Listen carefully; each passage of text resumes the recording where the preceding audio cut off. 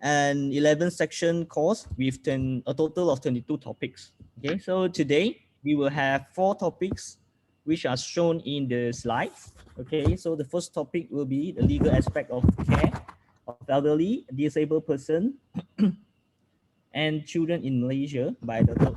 Loh Eng Wee. Second, the function and role of respite care worker by Dr. Teo Yan Ling. Third, resources and teamwork in respite care, Mr. Chu Yong Chang. Fourth, the needs of disabled person, Dr. Lee Jian Ping. Okay, so now, without delaying further, let us scan the QR code for attendance capture. So you may use your phone, okay, to scan the QR code as shown in these slides to capture your attendance.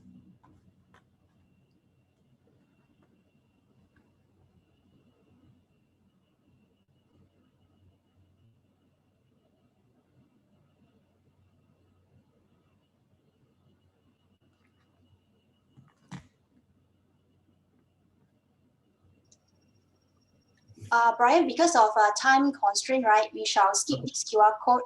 We will straight away capture the attendance from Zoom. Then Okay, no problem. the talk. Okay, then we will skip the, we will start this one, and then we skip the video later, then straight away go to Dr. Loh.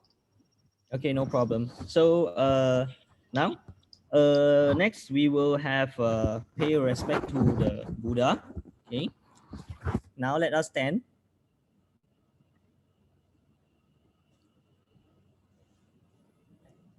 Now let us bow. First bow, second bow, third bow.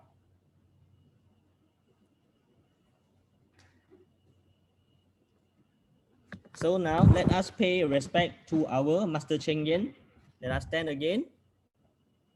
And let us bow. First bow, second bow, third bow.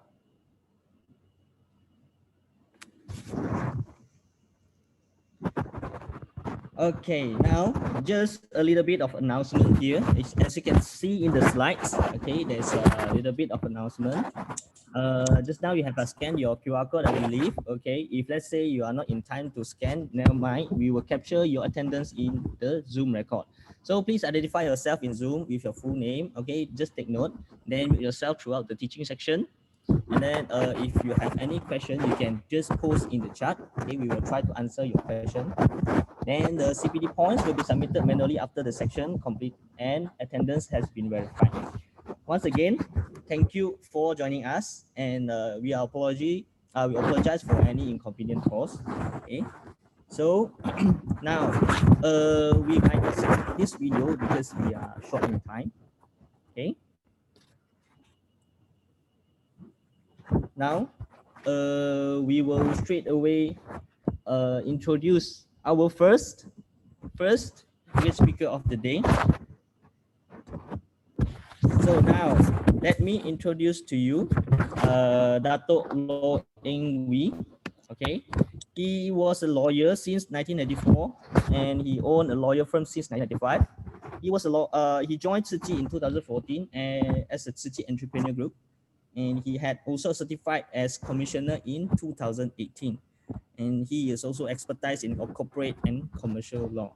Now, without delaying further, let us invite Dr. Loh for the talk.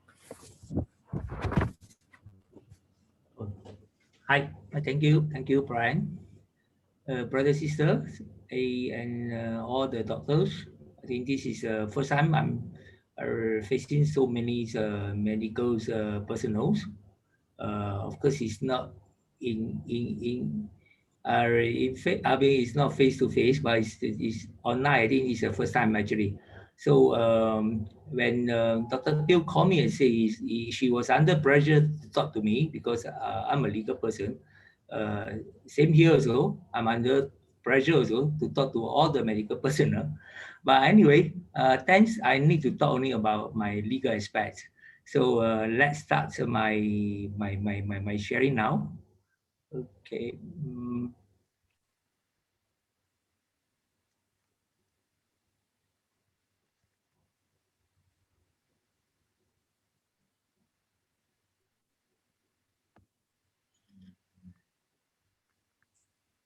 Can you see the slide? Okay, can Yes, we Dr. start? Lois. Okay.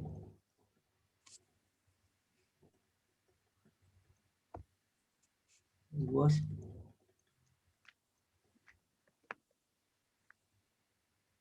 okay. As you can see, I give you a lot of these. Today, I'm going to give you a lot of these laws knowledge. And then because I need to touch three category of persons, i.e. elderly, children, and disabled person in Malaysia, this is a very, very wide topic. So I am not able to share with you the case law. So what I can share with you today is just the basic law, which involve mainly on this domestic abuse. Okay, let's start now. Okay, first of all, I would like to maybe share with you what is the definition for elderly. According to World Assembly of Aging 1982 Vienna and also National Policy of a Senior Citizen Malaysia, elderly is defined as a person aged 60 years above and above.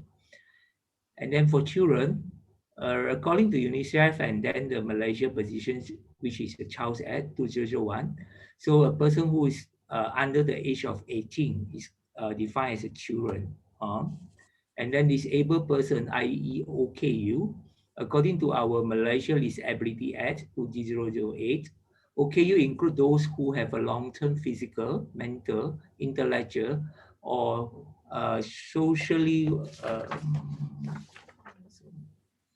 or sensory impairment, which is in interaction with various barriers may hinder their full and effective participation in the society.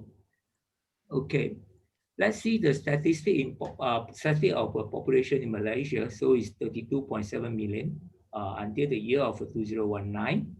So then this is the age group, the statistic according to age group. So 23% for 14 years old and below, and then majority 70% is for 15 and 64 years old, and then the 7% for only 65 years old and above. And for children, so I have until 2020, so it's 9,247.5 thousand. It's a big decline as compared to 2019, the population of children. And then for disabled persons, until 2018, we have reported is 20.3 thousand of people in Malaysia, which is registered with Department of Social Welfare Malaysia. Okay. And then statistic of a disabled person. So this is the various type of a disabled person. We have a visually impaired, hearing, physical, learning disability, speech, mental, multiple disability. And this is a statistic which is I got it from this Department of Social Welfare Malaysia. Okay, you are going to have all these slides later on. I'm going to send to the Dr. Teo, then you can share with the rest. And for current situation, unfortunately, I cannot find the latest report in Malaysia. What I can see is that the latest one is from UM in Malaysia, but this is way back. It's 2007, 4.5 of an elderly person in rural area. They have experienced some forms of abuse for the past years. So if any one of you got any latest report, you're welcome to just inform me or just tell everybody, because I try to find, then I cannot find anything on this. Okay. Okay, current situation of for children for this abuse. So according to our minister, this deputy minister Siti Zaira, so he said there is until September 2020 there is 3,875 cases, and of course this is the number of reported cases from 2018 to 2020. As you can see, there's a decline.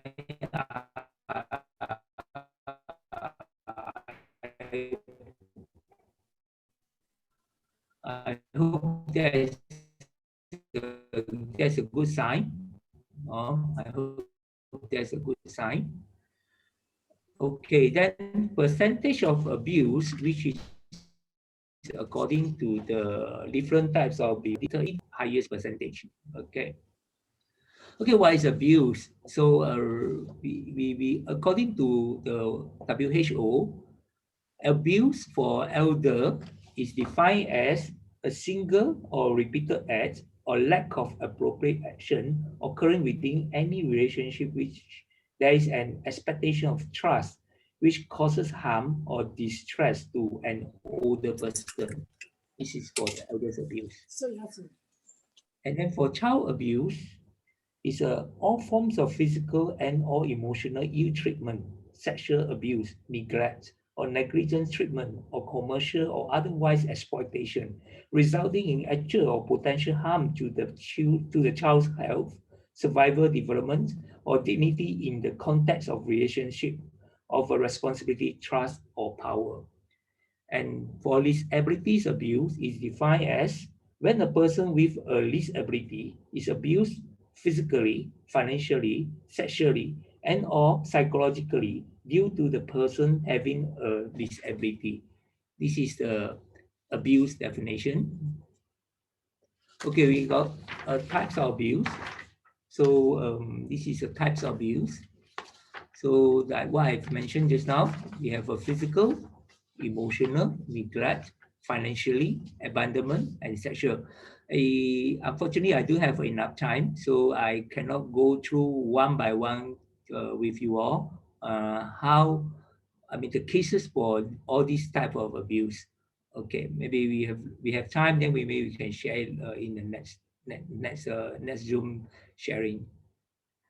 Okay, then I come to the legislation in Malaysia, which govern these abuse cases for these three category of person. So legislation of in Malaysia for children, as you can see.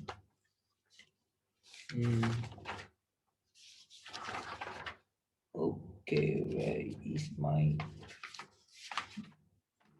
Okay, as you can see, for children, actually is governed by Child's Act 2001, Sexual Offense Against Children's Act 2017, and then third, of course, our penal code. And then for elderly, okay, we don't have a direct a elderly abuse act or these are Age People's Abuse Act in Malaysia. So what I can find is we can it actually still goes back to the penal code and Domestic Violence Act, which is actually applicable to every category of a person, including spouse, including siblings, everything. But it's actually, of course, it applies to the elderly people also. And then, of course, we got the Care Centers Act, and then we got the Private Age Health Care Facility and Service Act. And this is, of course, this is a general act. And then for disabled person, of course, we have this person with a Disability Act 2008. This is a type of legislation in Malaysia govern these three types of abuse. The abuse for these three types of person. Okay, let's go to the legislation that protects the children.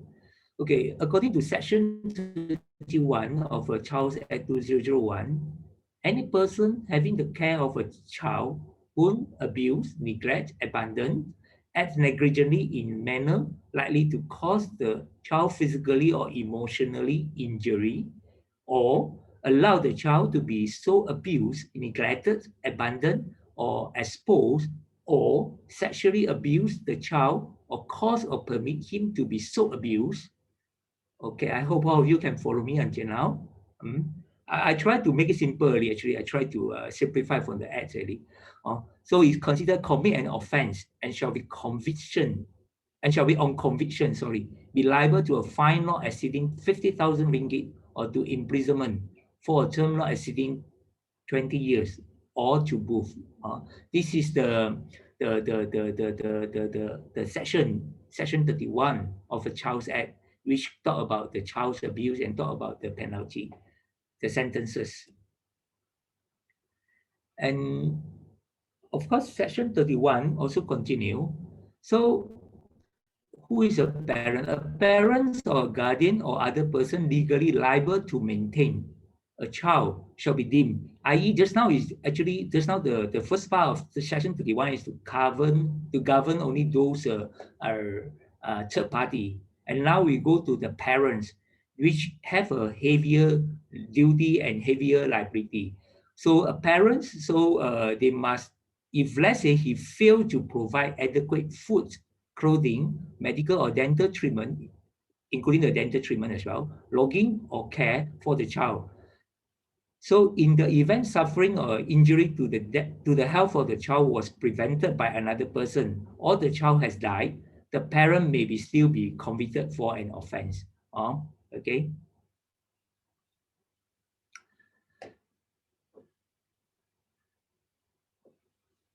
So who is this persons which is related to the child?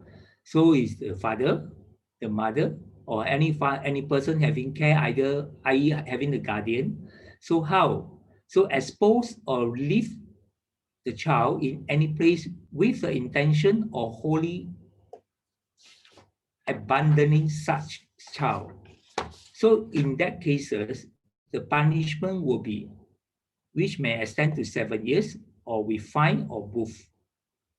This is just now is actually, I'm sorry, this is under section 317 of Penal Code, which is different from the section 31 of the Child's Act, i.e.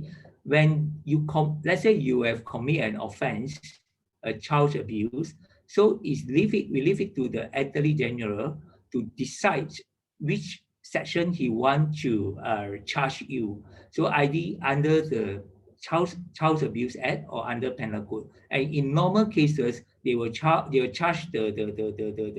person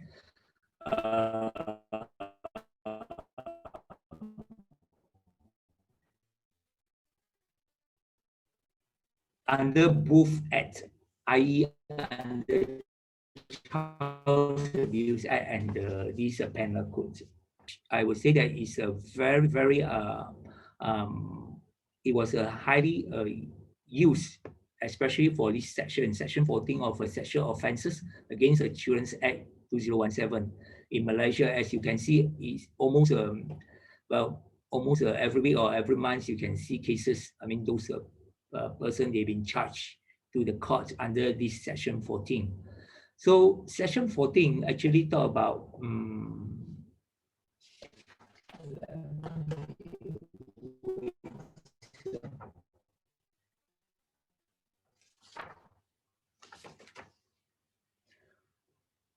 okay, section 14 is any person who, for sexual purposes, touch any parts of the body of a child, make a child touch any part of the body of such person or any other person, make a child touch any part of a child's own body, or does any act that involve physical contact with a child without sexual intercourse. So this is actually considered an offense. It's under section 14 of a sexual offences against Children's Act 2017.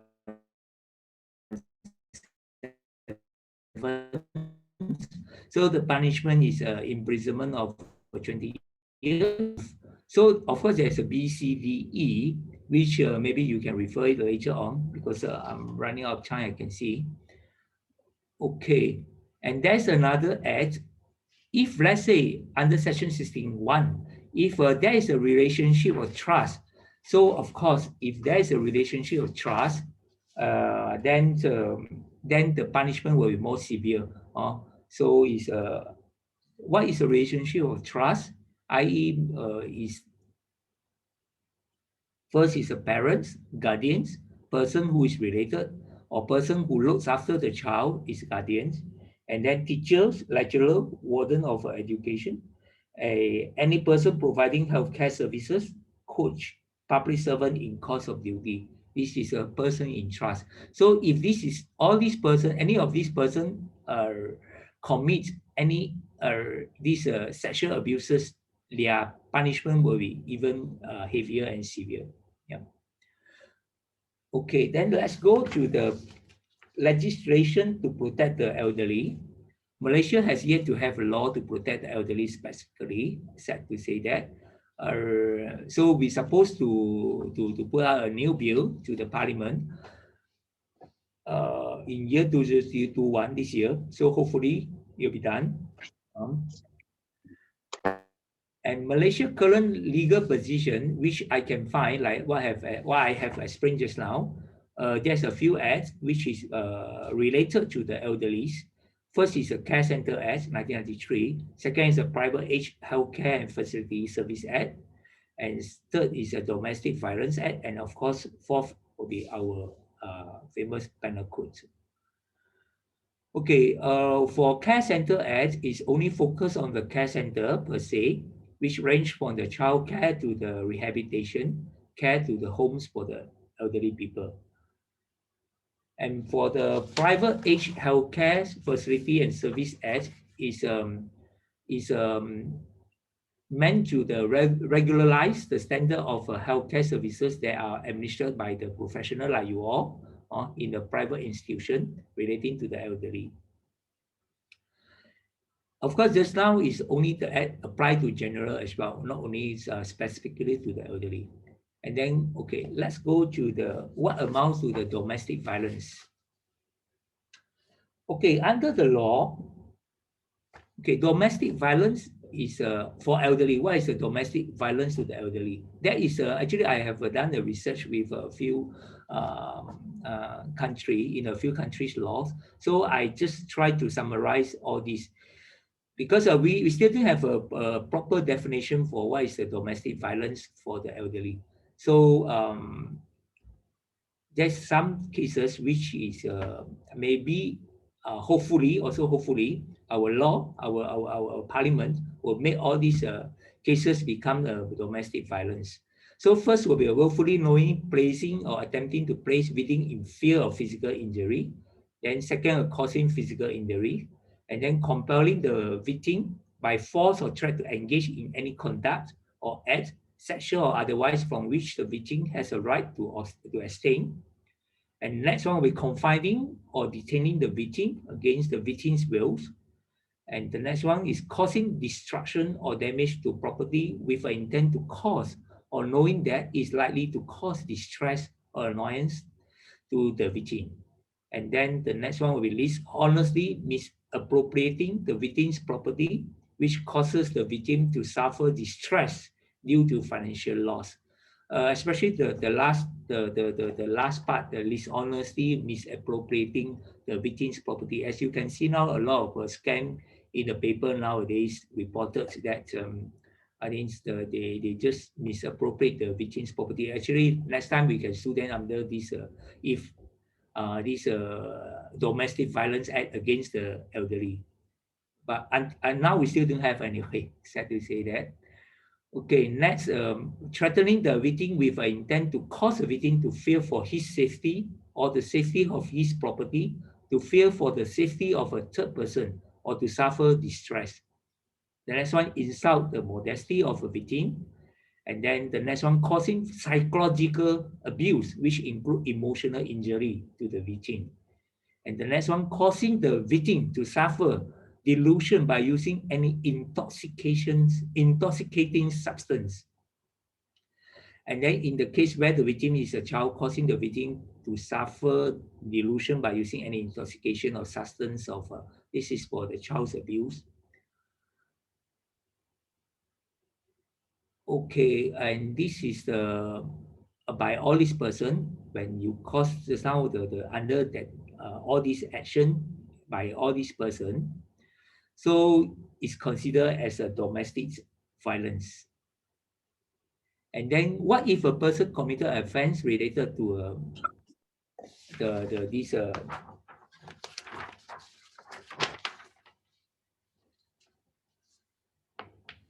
Sorry to interrupt, Dr. Low.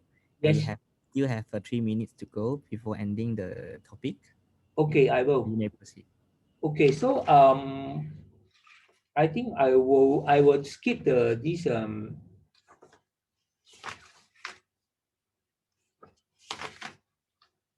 okay, I will go straight to the disability. I think you're going to have all these slide. I was straight to the, because all this is elderly people's sections in the penal code, and then in Singapore, of course, you have this Parents Maintenance Act, and they have a tribunal. They have very established law for to protect the elderly. Sad to say, we still very behind. And all this slide I'm going to, you can have it in India also, and even in California, United States. Okay.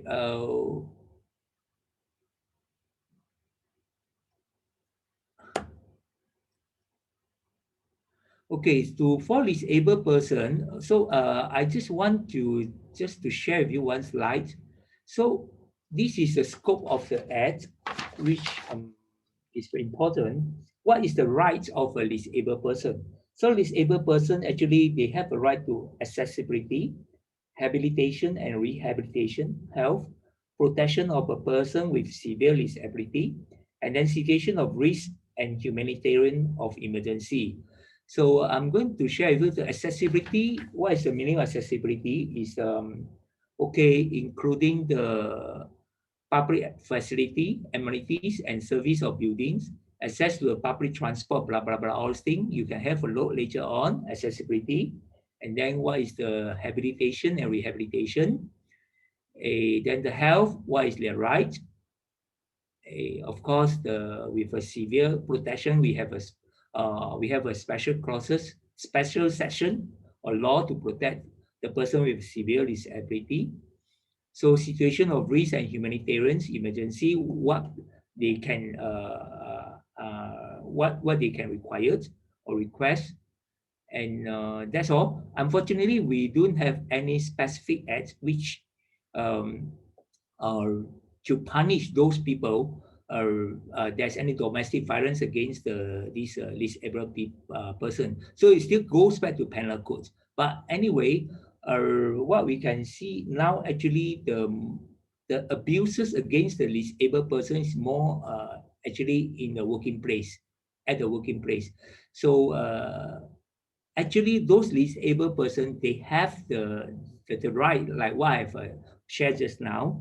So hopefully, if let's say you have a chance to deal with a disabled person, you can convey to them what is their right, especially at their working place. So that's all for my sharing. Thank you. Hope you have gained something from that. Thank you so much, Kanan. Ganun. Of course, we will give something, Dr. Low. So thank you very much, Dr. Low, for the talk. Okay. So now, without delaying our time further, okay, I would like to invite our brother Chu Yong Chang, also known as brother Chi Chan. Okay. He is a senior Tzu Chi volunteer who joined Tzu Chi as a community volunteer in 1998. And then he transferred to TIMA in 2004 and later certified as commissioner in 2005, working through and witnessed the growth of TIMA since it officially launching in August 2001. Then currently he is our Hersing leader of TIMA and supporting TIMA across the country. He has inspired a lot of medical personnel to join Tzu Chi by sharing the wisdom of our Master Cheng Yen. Okay, here, I consider it a grateful honor to welcome our brother Chu Yong Chang, okay, to the talk. Okay, thanks, Brian. Good evening, our doctors, nurses, and paramedics. So let me share my screen. Okay, hopefully you all can see my screen, right?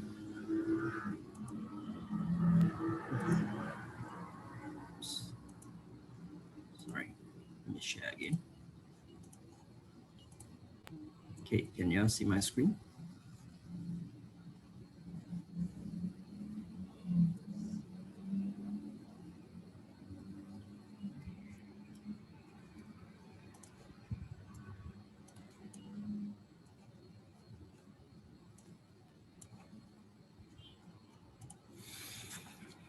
Okay, thanks for inviting for this sharing. Today the topic that I'm going to share is on resource and teamwork in respite care. So basically, I understand all this is from the document, and then we also take into the consideration on how actually Tzu Chi is taking care of all these recipients so far, and then throughout with the experience, and then we apply all this into document. Hopefully that today the sharing we can share with all of you, and then everyone can learn from it, and then we can learn from each other. Okay, so basically, this one, the objective for the respite care that we know that is a holistic care for the whole person, the family, the journey, the team, as well as the community, right? Because when we taking care of all the care recipient, we are not only taking care for them individually, right? So we usually we care for everything, right? Including their family, including their whole journey, and also the community. Okay, so what is about the resources and the teamwork within the group, right? So in fact, we have a lot of models. So one of it is the interdisciplinary cooperation model, right? So why we need all this cooperation, interdisciplinary cooperation? Because with this, we can complete and continues to care for all our care recipients, and we also can fully utilize the available resources, right? Then, of course, for all this, we talk about for the senior citizen, for the elderly, we will focus on the medical and the long-term care services, right? So I think this is part of the respite care, right? And if we look at the senior citizen today, we can see the numbers here. The number of cases will be multiple chronic disease plus disability for the elderly society. So this information is, I get it from the Department of the Statistics Malaysia. Then we can see that the 5 principal causes of death in 2019, right? Quite a number of it is from the chronic disease, right? And if you look at it, for the heart disease will be the major one. It add up is more than 30%, right? It's even higher than the accidents, transport accidents, right? And if we look at it, it's more for the elderly, especially on the 41 years old to 59, 1 years is cost of 18%, and then 60 years old and above, we have the 16% of it. Okay, so the aging population in Malaysia, we can see that I think this not only Malaysia facing this, worldwide, I believe a lot of countries is facing this, but Malaysia is not exception. So if we look at it, and by 2030, we have about more than 15% of our population that's going to be aged 60 years old. So by that time, I'm close to that as well, right? Okay, then the estimation of about 7.2% of the 65 and older by 2020. So means that we have about that right now, because now it's really 2021, right? So we have more than 7% of it. And then the health expert have called for a review of politics to improve the nation preparedness for the elderly. So at the moment, the elderly are being led by the Women, Family and Community Department Ministry and Health Ministry. Both of them are working together. So if we look at Professor Dr. Lokman, a public health expert from the International Medical University, said that the country did not have adequate health and elderly care facilities to support the growing. So it means that how ready we are today in for Malaysia to go into the aging population, right? So it's really an issue, right, that has been articulated in many ministerial policy and development paper, but I'm not sure if we have a single national policy on aging society, to prepare for our nation for this transition. So it means that we are not ready yet, but we are soon that we are going to achieve that situation. So if we look at the long-term care services, what are the manpowers that we need to take care of?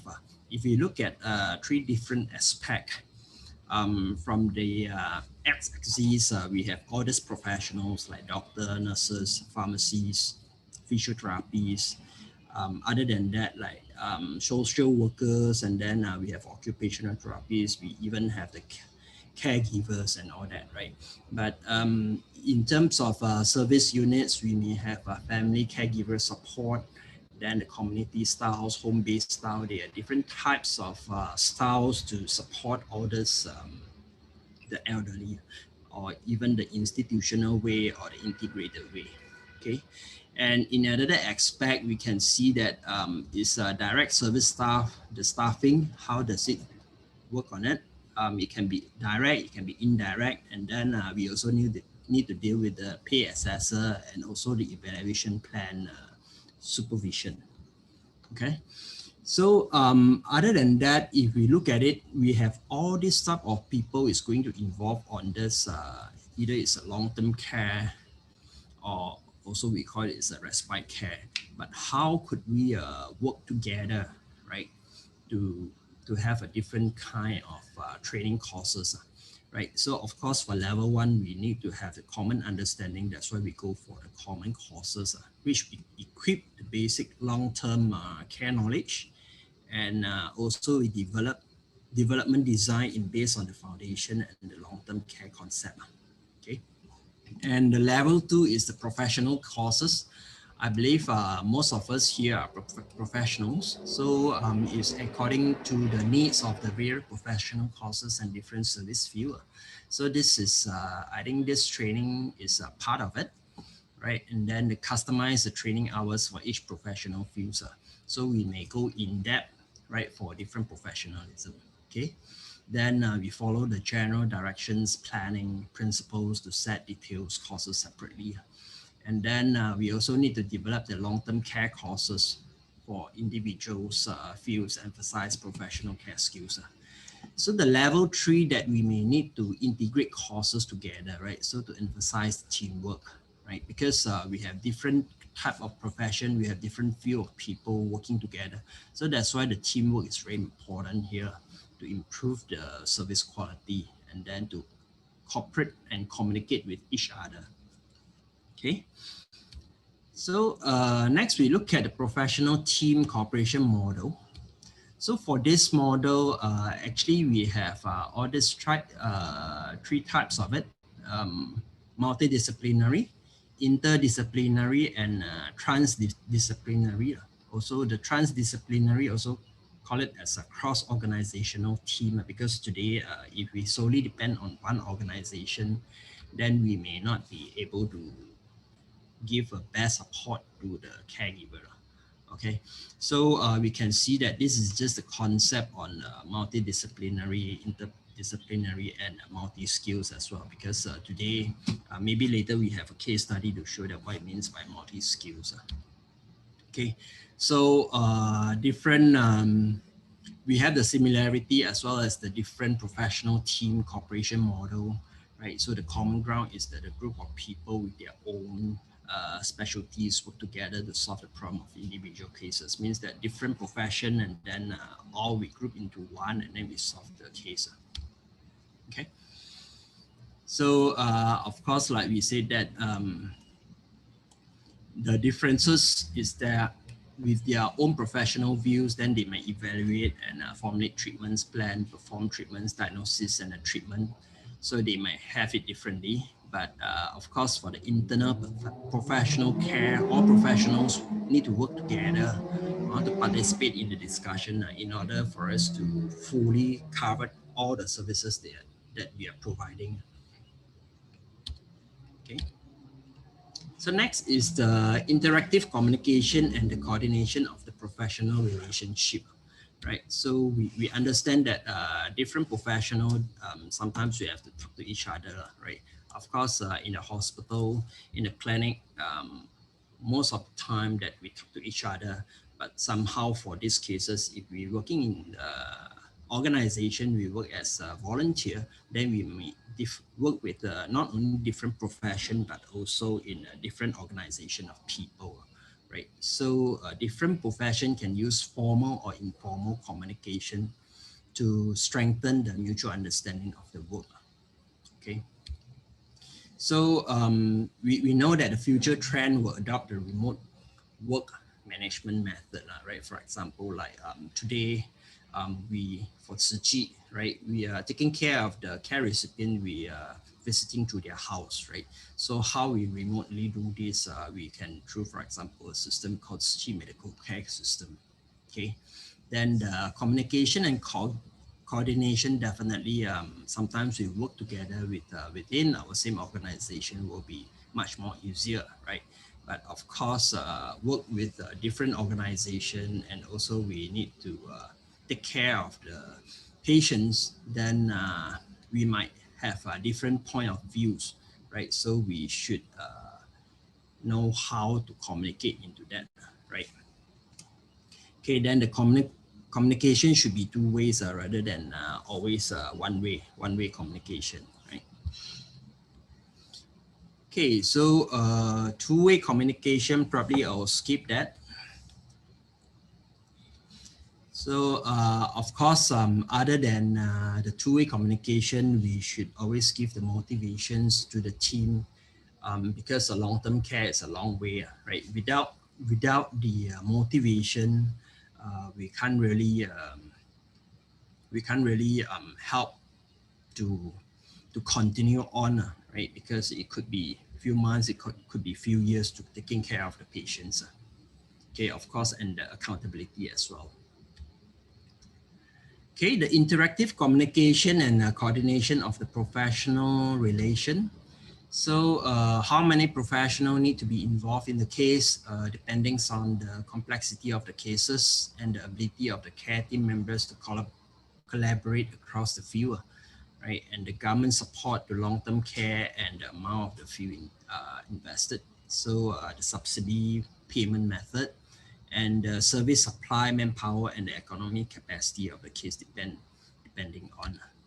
Okay, so if we look at all this theory that just now we talk about, but in fact, actually how we are doing when we are communicating and we work as a team in the Tzu Chi way, right? So in Tzu Chi organization structure, we have 4 attributes, which is 4 aspect and 4-in-1 operation systems. So in realizing the crystal concentric circle with its unite core, right? So later we will see how it works. So the 4-in-1 means that the unity, harmony, mutual love, and concerted effort. So it's a combination of all these 4 procedures to penetrate into the Tzu Chi and not the 4 levels, right? Sometimes I think in normal organization, we have it as a hierarchy, but for this concept is we penetrate into that, but not in the hierarchy way, we work it together, right, into the 4-in-1. So not ranking of the seniority or inexperience. So everyone must get involved personally, right? So that's why we call it crystal concentric circle. So whenever if you are the senior or the manager level, when you go to the field, if that people in charge of the case, he might ask you to do something, you still have to follow in that sense. So with a heartfelt gratitude to the certified volunteer for their dedication and mindfulness. So mindfully abiding precepts and rules, truly transpiring great aspirations and making great vows to practice for the 4 attributes, 4 aspects, and the 4-in-1 functional structure. So in order to achieve the crystal concentric circle with its unite core. Okay, other than that, we also apply the gratitude, respect, and love mindset, so that how we treat each and everyone, not only to the patient, but to our peers, to a different profession as well. Okay. So let's take a look at the case study. So this case is a male Subramaniam, named Subramaniam, age 53. So the family member, they have mother, they have wife, and 4 children. So the case reported since May 2017. So the sickness is diabetic, hypertension, stroke, and back sore. So, so coming up presentation photo may cause some uncomfortable to you. So please take note. Okay, so this is the big saw, and you can see that a lot of output all over the place. He's staying with their family, but somehow that they having it, he caused by an accident, and then he is the main financial income. He's, if I'm not mistaken, he was a lorry driver, right? But due to this, he couldn't work, and then the whole family collapsed. So earlier they have a nurse to help him to do the wound dressing, but unfortunately they are running out of financial. So even though with that difficulty, that nurse also continued to support this family. Okay, so and this case reported to Tsuchi Chima with the CMC team. Then we went in. So we also take bath for the patient. We also do the wound dressing for them. So we guess who is helping to bath the patient. You can see that the doctor is helping to bath the patient. Okay, so this is like what we said, that the 4-in-1 unite core, right? When we do it, we still have to do it when we go into the field, rather than we just say that this is others people's work, right? So we can see that this is how the doctors, they have the gratitude and have the respect and the great love for the patients. Okay, so we even get the, from the recycling center, we also get the medical bed for this patient, right? So the patients and the medical personnel, they apply the 4-in-1 concept, unity, harmony, mutual love, and concerted effort to work together on this case, right? So they all put this patient on bed. So after that, even we bath them, and then we do a haircut for them. You can see that now he's getting so handsome. Okay, so we can see that this is the team, and not the only team. It's just part of the team, the volunteers that's supporting this, and then this is the doctor who take care of this patient, and this is their family members. So it's working together, right? This is something that it works together. Okay.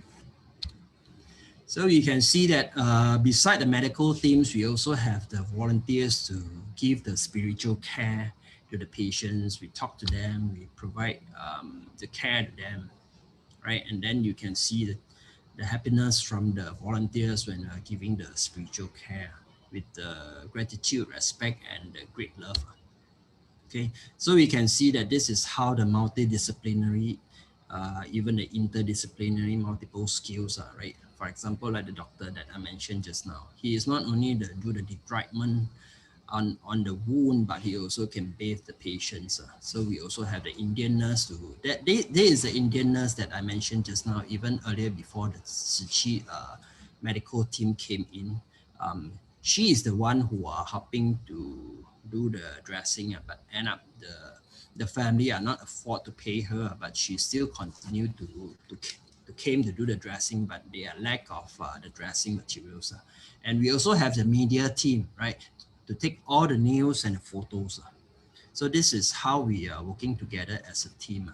So we can see that in May 2007, this was the first day we went in, and after about 4 months or 5 months, and then we can see that the improvement of the wound, right? So it's about 90% recovered. Right, so let's take a look at the video. Progress of the case. 理头发、剃胡须、洗澡。慈济志工为今年2月份中风瘫痪的印裔同胞梳帮马莲清洗身体、修剪头发，跟他清洗整个身体。所以清洗的时候，那时候真的是可以感觉到他整个人很清爽，因为整3个月这个安福他没有冲凉。长期瘫痪卧床在窄小的小房间里，舒巴马莲四肢多处长褥疮，尤其背部最为严重。我们刚进来的时候，他是住在一个小房间啊，然后里面都是很多异味、很臭的味道，就是腐烂的味道啦。那我们一打开他的伤口来看，他背部一个很大的伤口，大概有10寸大那么大。然后我们一开那个伤口，里面都是很臭，而且有一些腐烂的一些肉也没有去清理，所以那个伤口一直躺着，所以它就压住，变成组织坏死。人医会医师和环保职工接洽，把电动床和气垫送给舒巴马莲，希望改善他的病情。后来我们也从家属那边也知道说有一个护士每天在帮他洗伤口，跟他清理。那我们也把这位护士当做我们的居家疗护的伙伴，就是跟我们人医会的团队一起来照顾这个病人。舒巴马莲生病后，剩下太太迪维卡赚取微薄收入，医疗费都成问题。护理师艾士达不计酬劳，持续帮助舒巴马莲一家，也把握因缘加入人医会大家庭。If I didn't do, no one to do the dressing because the family members also, so I have to come. It is okay, the money is money, help is help. Now it is really good, it is really better with the Tima doctor. Doctor really helps. With he provide the things. Sometimes we got no enough things. We have to save the things and we have to do the dressing like according to the patient's need, But after the Tima came in, we got enough things to do dressing and everything. We got enough. We are really satisfied with the wood. 看到丈夫身上的褥疮逐渐好转，舒巴马莲的妻子很感恩慈济志工和人医会的帮助。Terima kasih bagi kalian. Terima kasih. 慈济人爱的接力，慈善结合医疗，双管齐下，希望减轻舒巴马莲一家的负担。在新闻马来西亚双溪大年。Okay, so let us continue. Okay, so beside we are taking care of the patients, you're also taking care of the whole family. So this is something like we call it, we give them some rest and we brought them out to do the celebration of the Deepavali celebration at our Tzu Chi Center. Then we also get them to do the sign language. Okay, so you can see that we also have the Malay nurse caring for them. So this is beyond the religion, beyond the races. Okay, then other than that, we also have the physiotherapists come in to do the physio for him. Okay, then we also brought in the dietitian to prepare the weight gain program for this patient in 2017 December. Okay, so you can see that after the few session of the physio, then the patient can really sit up. Okay, then we also provide a lot of nutritional food as well as the suction machine for the patient.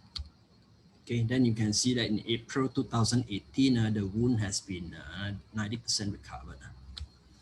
So in April 2018, we can see that the patient now they can sit on a wheelchair and go out for a walk with the family up to 3 hours. Because when we went in that time, he is a bedridden, he can't even talk and can't even sit up. Okay, so this is the pre and post. So in May 2017 to July 2018. Okay, so this is the next video that I'm going to share with the progress.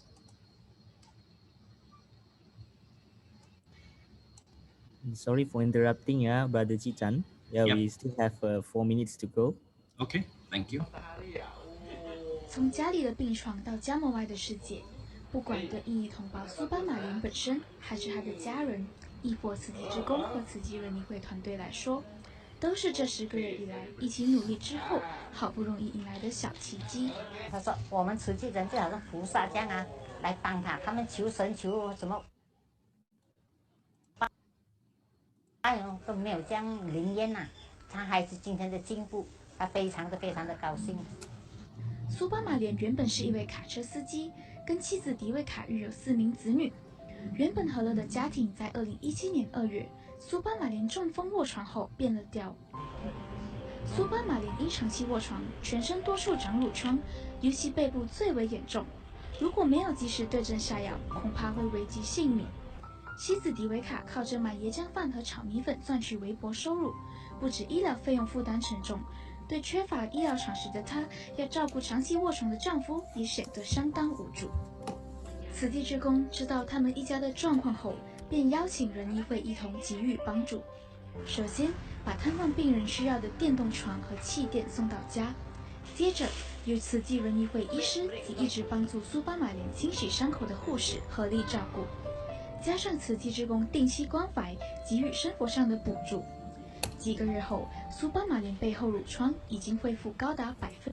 Okay, probably I will not continue with this video. I'll continue with the slide. So is this end of the story? In fact, not yet. So we can see that we are getting more paramedics or even the doctors to care for him. So beside all the doctor, nurses, physiotherapists, dietitian, we also have the dental care for this patient in October 2018.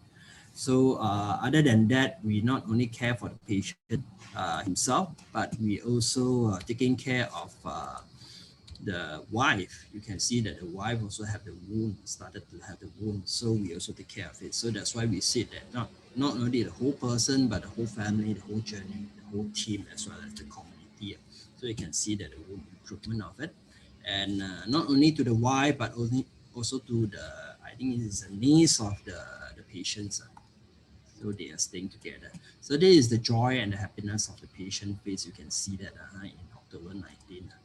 Okay, then the patient have, you can see that in October 19, he is so skinny, but now you can see that this is because of the weight gain program by the dietitian. You can see that this is the photo captured during December 2020. You can see that he is growing in the weight. So basically, this is the whole team effort, right? That's how we work together with the team and with the full resource. Okay, I think that's all my sharing. Hope you all have get something from it. Okay, that's all. Thank you. Back to you, Brian. Cảm ơn Brother Jichan. Thank you very much, Brother Jichan. Okay, now we will have a break. Okay, while break, so let us watch a video, which is a 5-minute video.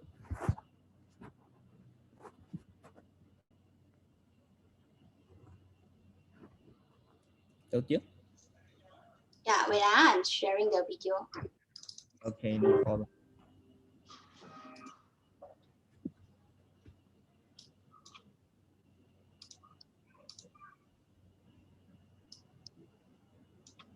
Wait, yeah, okay.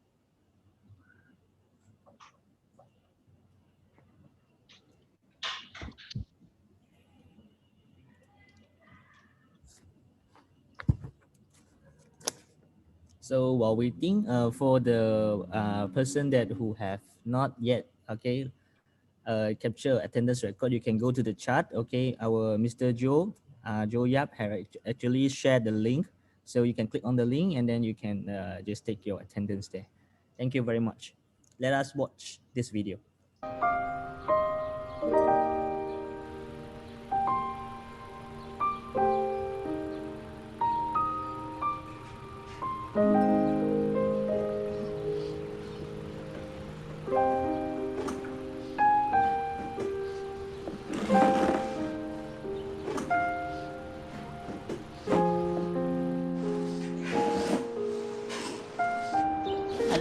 Mana angkat kotak? Okey. Okey, terima kasih. Okey, you punya duit angkat. Terima kasih.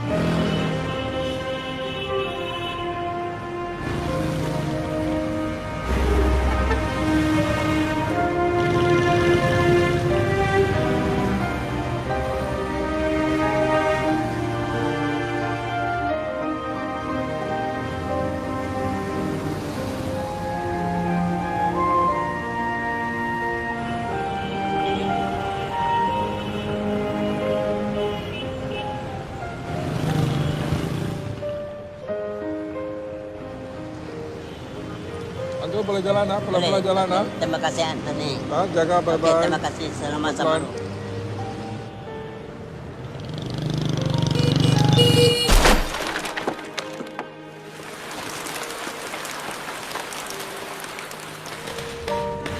Sini. Uncle, kenapa ni kepala? Motorcycle langkah. Sakit lagi tak? Sikit-sikit. Selamat tahun baru. Selamat tahun baru, Uncle. Ini angpau. Uncle tak payahlah. Angkat. Tak apa. Uncle ni, Uncle simpan lah. Okay. Thank you, Uncle. Okay.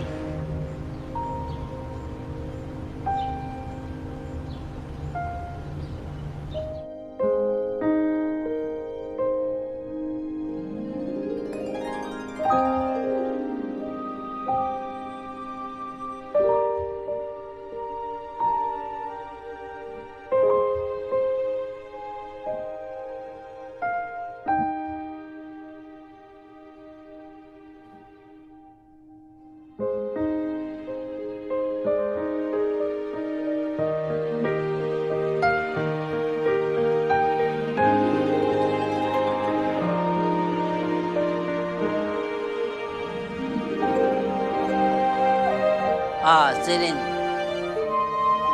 Uncle San, tengok ini apa saya bawa. Uncle, ada barang lagi untuk you. Apa barang? Kita tengok saya tunjuk.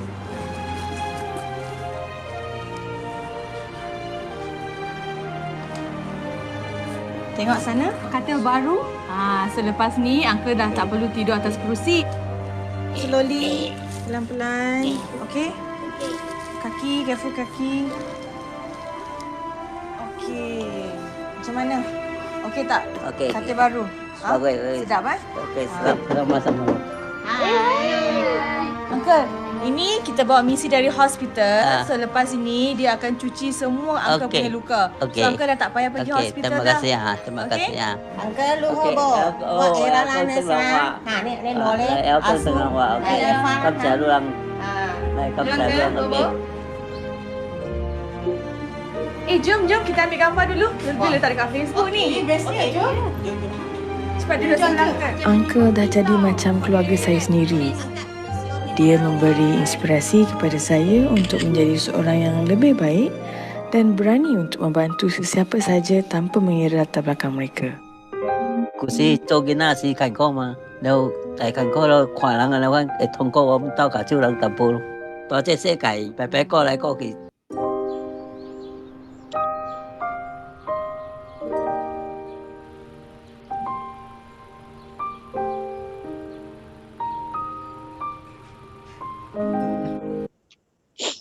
Hopefully you enjoy the video. Okay, Joe. So this is a video illustrate an elderly who stayed alone, home alone, and met accident. His wheelchair was destroyed during the accident, and then other people surrounding him, some of them are maybe nurses, so helping him to get donation from the public and buy him a new wheelchair and even a new bed for him. So actually our society is full of love, and we should actually keep up those effort, the love from the society, community to help these people. So we treat elderly, even they are not our parents, but we treat them as like our parents as well. So it's beyond the blood and beyond the ratio. You can see this helping by those Malay and our others peoples in our community. Okay, so without further ado, I would like to start my sharing today. Okay, can skip the introduction by Brian. Okay, Okay, no so problem. I'm Dr. Teo, one of the TIMA leader in Penang. So also coordinator for this Respite Care program. First of all, very welcome to everyone for joining our program. And mainly we want to train the TIMA member to know about what is Respite Care. Hopefully when you go back to your regions, whether you are in Perak, Johor or Kedah, or even Police or Sabah, you can start up this service to help. So actually Tzu are doing part of the Respite Care. So we hope that we could improve our skill or the skill of our volunteer in delivery this holistic care to our care recipient, and eventually we will extend to the community as well. Okay. So you can see here, hand in hand we care, we serve. You can see there are different hands here. Of course, the most we need care will be the elderly who suffer from dementia or even disabled, but we also care for children and also young adults when they are in need. Okay, so respite care worker or respite care provider also sometimes can be called as patient sitter. Their responsibility include supervising activity of the care recipient, assisting with their personal hygiene, and accompanying client on outing. And the respite care worker can provide home care or even can provide care at the work facility, some like rehabilitation center, nursing home, or even our Tzu Chi Huan Bao Zhan also can help our recycling center to help them. There are many names of the respite care worker besides patient sitter, respite care provider. They also called as direct care worker, personal attendant, care attendant as in Taiwan long-term care program. And also there's one program in our JKM, Jabatan Kebajikan Masyarakat, mention them as a pembantu rumah. So they are actually volunteer. So what is a respite care worker? Is it a professional job? Can we get a certificate for that? Or are they just housekeeper or just home helper? And why we want to choose to become a respite care worker?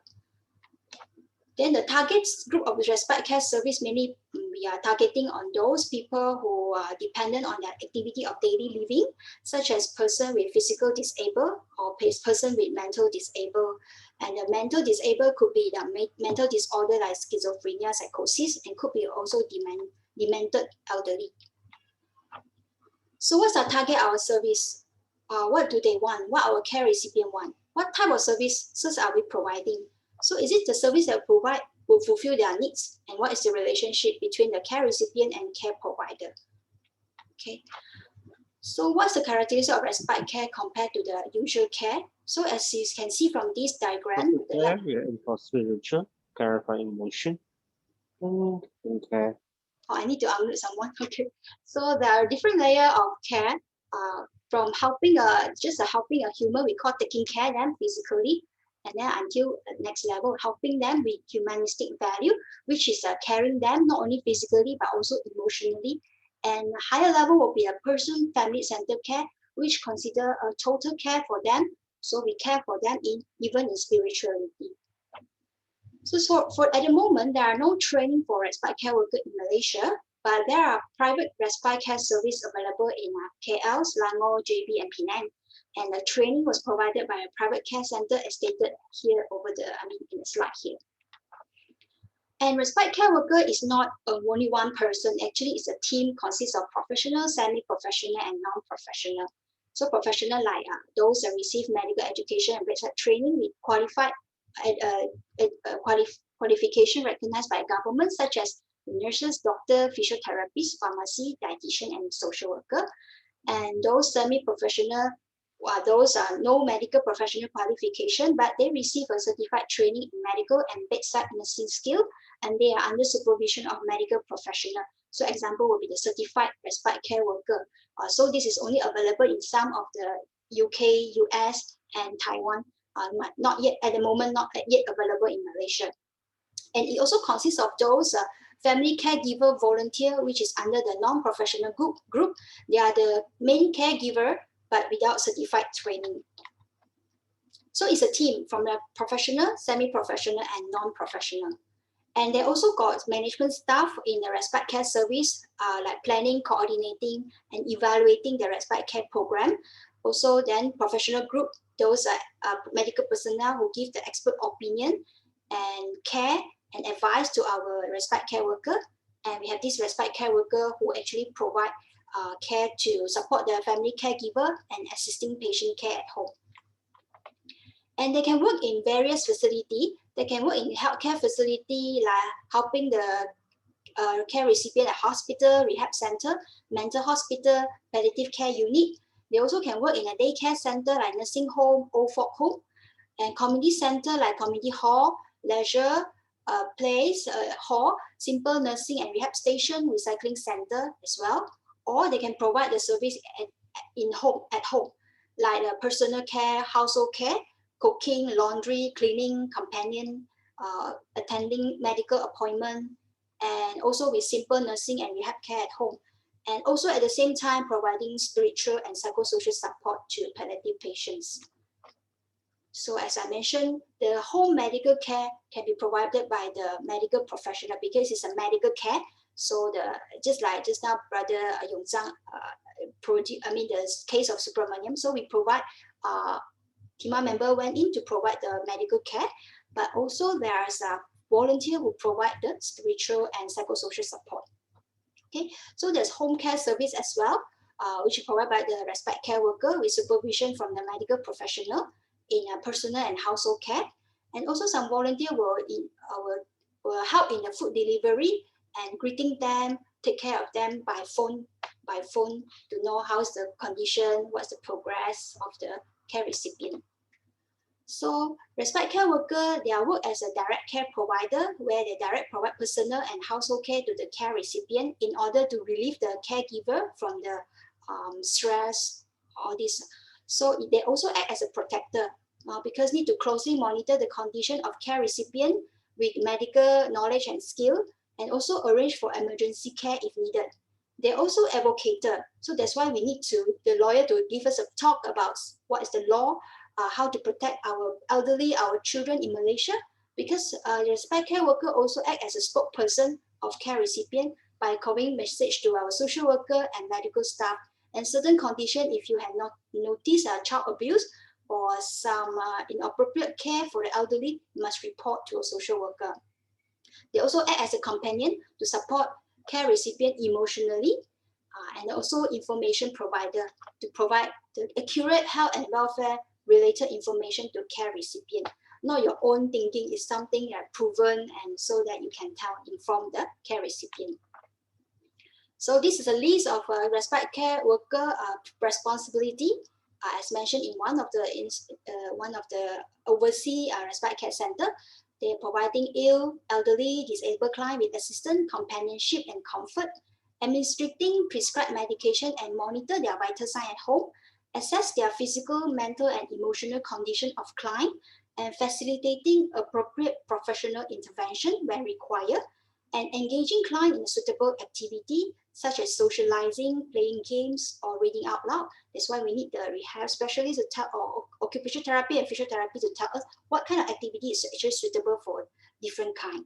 And also we assisting client with mobility, personal hygiene, eating and drinking, but we are not fully take over their function. We're actually assisting. So they're still, hopefully they can be independent. And also accompanying client on medical appointment, outing, performing general household duties such as cleaning, cooking, shopping, and maintaining a hygienic and safe environment for our client. So here I have shared a video about,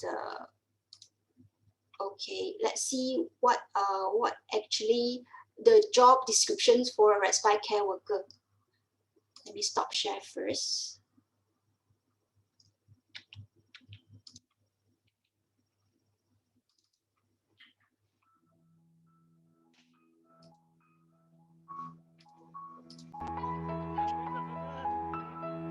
Able to see this video?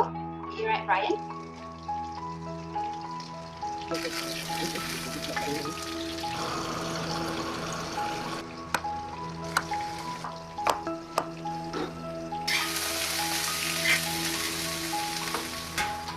So this is one of the respite care worker in Taiwan. This is his job.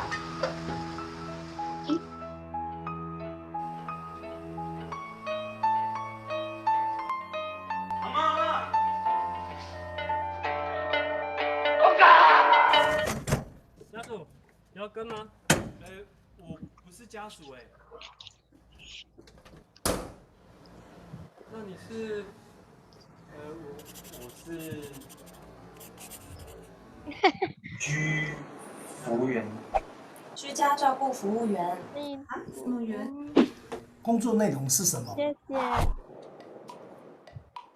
就是提供失能的长辈生理服务跟家事服务，像是简易复健、洗澡，还有基本清洁维护等等。玛丽亚的工作一样吗？不是啦，那个是外籍看护工，跟居家服务不一样。不是都一样，一个外国人，一个台湾人，有什么差别呢？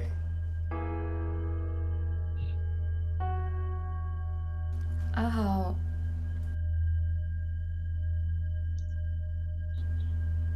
你爸妈不同意吗？我们过一阵子再说吧。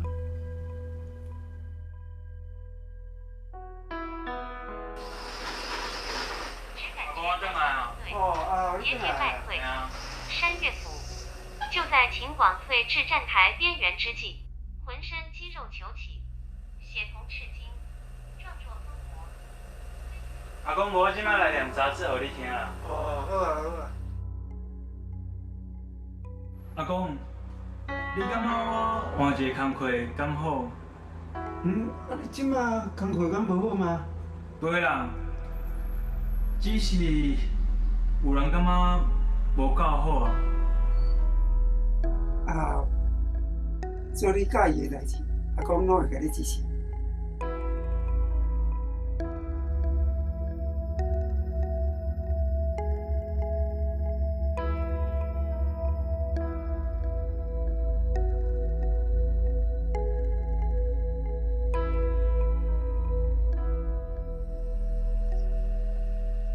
谢谢阿公。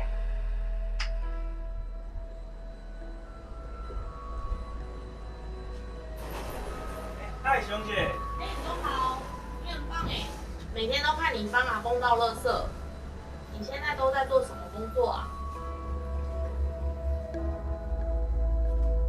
一份很棒的工作。大家好，我是王欣雅，我担任龟山岛社区的照顾服务员。其实长照的话，前面的10年就有在推居服员，只是使用的比例不高。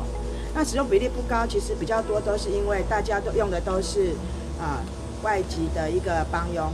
那其实这样的话，变成会加速那个长辈的失能及老化，因为你帮他越多，他就自己都不用做。就像今天来的那个阿嬷，我把她从他们家里带上来，中间这一段路，我们没有用车子去载她，因为我们希望她在这个走路的过程当中是安全的，而且她也运动到。我们长照2.0或者是社区型要走在他们失能之前，可能前5年、前10年，我从来不会跟他们说哦，你50岁不能进来，不是，我就说你们只要越年轻，你们越来运动，我都愿意。为什么？因为我觉得你如果不从你能力完整的时候就保持跟锻炼的话，那他到了65，他可能会更糟。我每天来上班我都很愉快。其实我觉得我在这边陪伴长辈，他们给我的那个回馈是我最大的动力。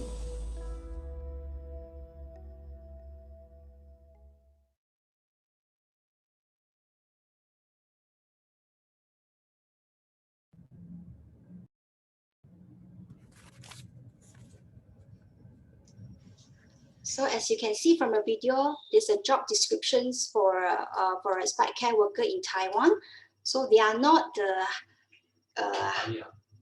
not Maria, the Philippine worker or our kakak in Malaysia. So actually they are helping the care recipient to improve their quality of life, and they want to prevent the deterioration of their disabled. So want to catch them before they become demented or become more disabled and assist them, and then also rehab them more. So it's a very meaningful job, although the pay is very low. That's why it's illustrated in the video clip just now. The man, Ahao, is actually when he tried to tell the girlfriend's family, right? So the girlfriend's family seems like looking down at him, say, how much is your pay? Is your job okay? But eventually he find the purpose of his job. He find the joy when he delivers service to these elderly. So therefore he continued to serve them. Okay, we shall continue back with our talk today. A few more left. So among when we when we practice for the respite care worker, also when we provide the care, also we have to remember the 4 ethical principles that we utilize among the medical professional, and also is applicable among the respite care worker, where we also have 4 principles. Ethical principle, which are autonomy, beneficence, justice, and non-maleficence. So autonomy, we have to respect individual choice. Beneficence, we do good for the care recipient. Non-maleficence, we do not do harm to the care recipient, children, our elderly and disabled persons. And justice, we must treat them with fairness. Dr. Teo, are you sharing your screen? Am I not sharing my screen, is it? You are not. It's still on the video. I'm still on the video. I share it. Maybe I stop share for a while. Sorry, yeah.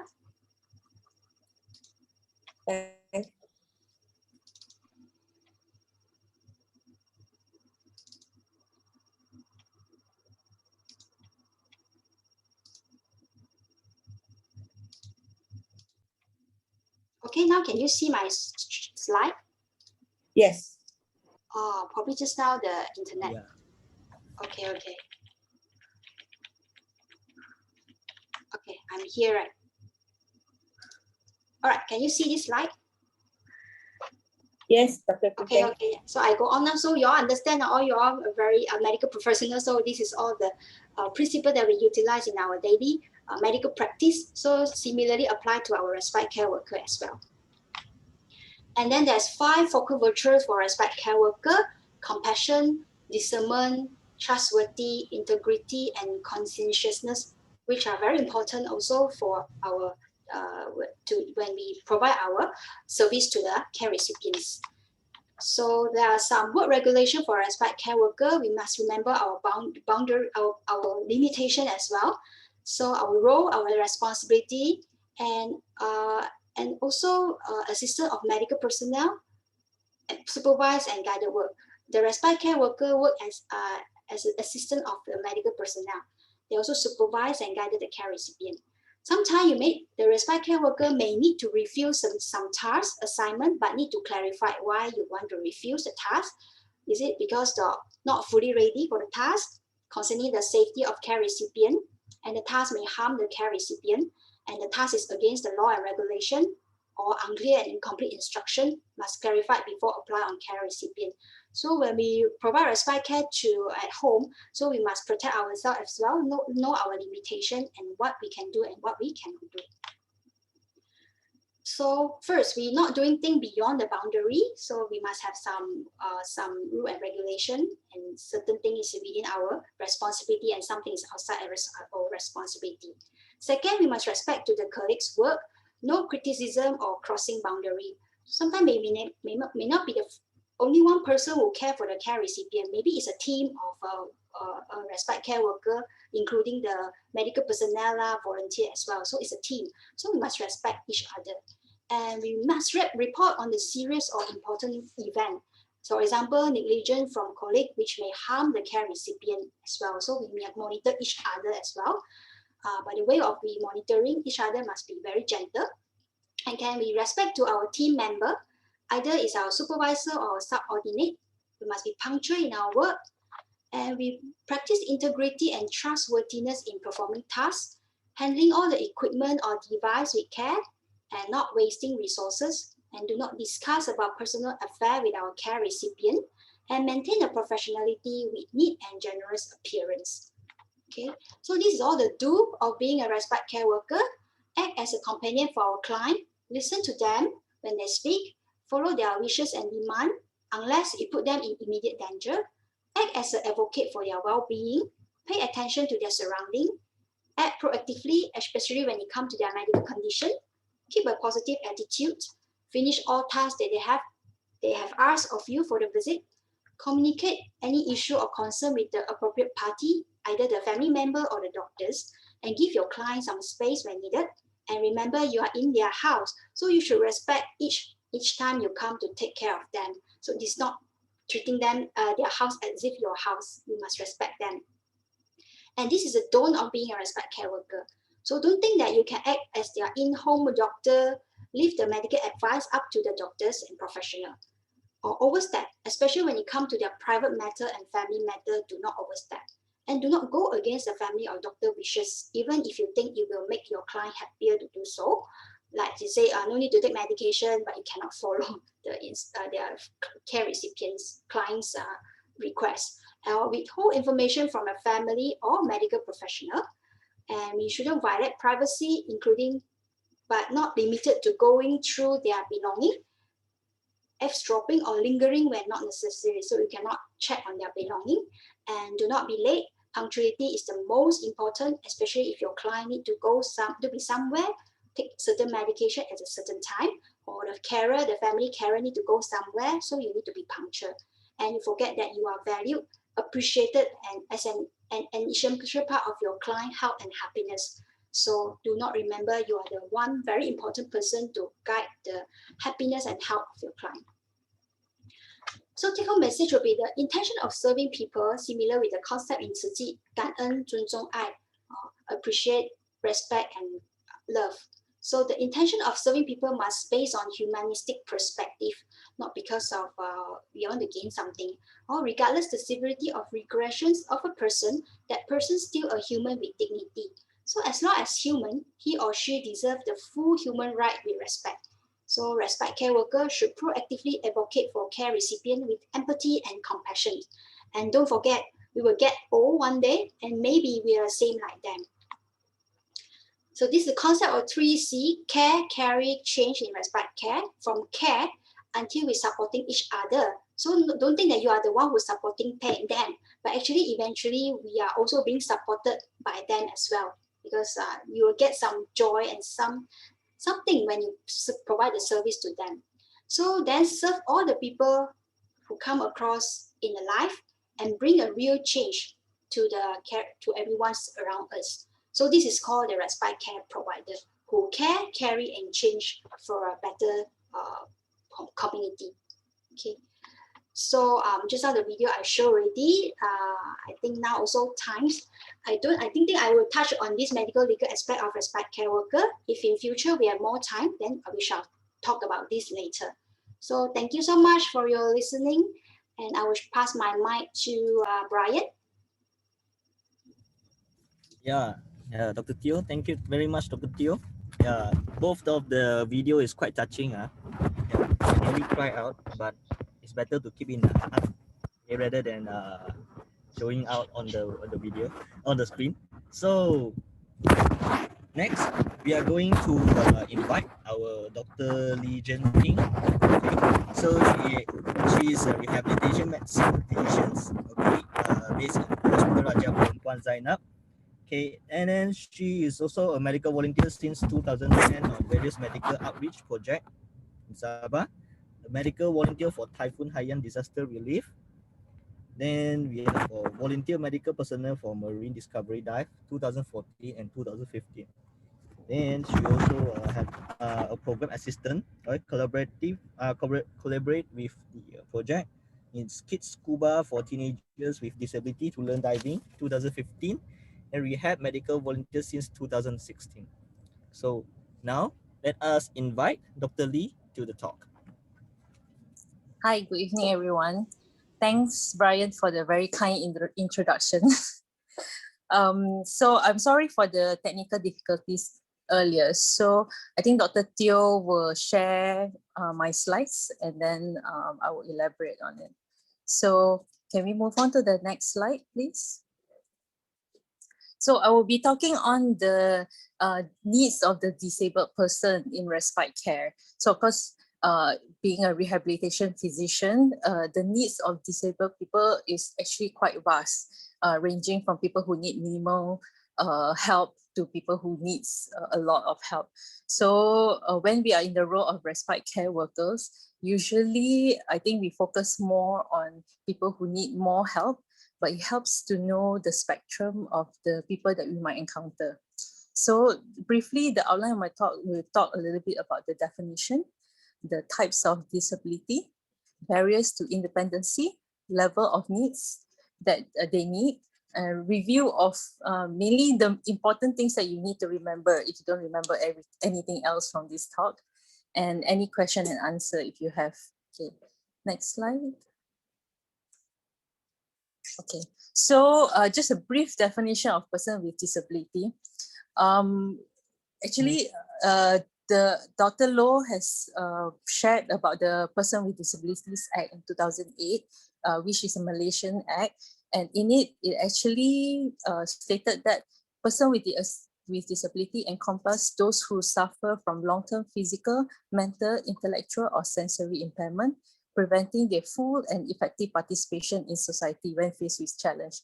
So it actually, you have to have some form of impairment, and that actually prevents you from participating in society. So, but if you look at the WHO definition, it's actually interaction between individuals with health condition and the personal and environmental factors. So it sometimes you might not need to have a permanent impairment for you to actually have problems participating in life. So that's why we are trying to move away from talking about people with disability, as opposed to move away from talking about person with disability, and instead we want to focus more on the ability of the people from the rehab medicine point of view lah. Okay, next slide. Okay, so from this you can actually see a lot of times the health condition of the person will actually influence the body structure, the activity, and the participation of the person. However, the health condition is not the only thing that is of influencing it. We also have to look at the contextual factors, which is the environmental factors and the personal factors. So this is the ICF model, which is by the WHO, the World Health Organization, where it actually tells us that